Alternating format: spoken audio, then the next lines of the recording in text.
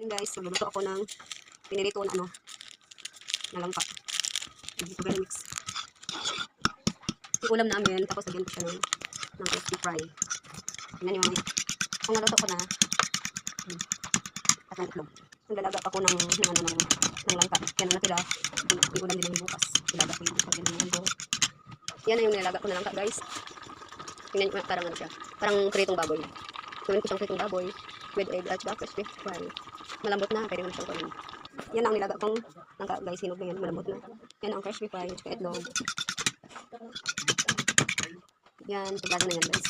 Sausaw ko na lang yung langka sa itlog at saka lagyan ng crispy fry. Okay. Egg yan, egg.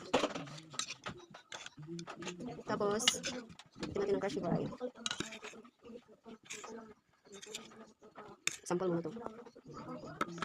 Yan yung langka guys. Kainit na ako ng mantika. Ayan.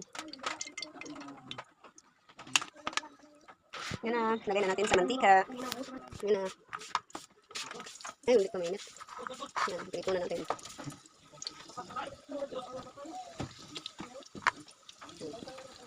Yan na. Baliktad din na natin.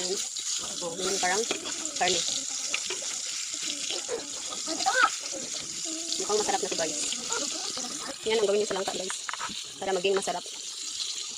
Para yung mga bata na kakain din. Kasi yung mga bata hindi kakain ng langka.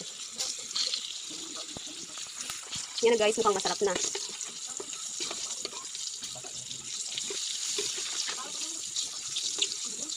Yan ang gawin niyo guys sa langka. Pwede na kunin. Para siyang baboy. Fried. Pig na fried. Padami ang kain na.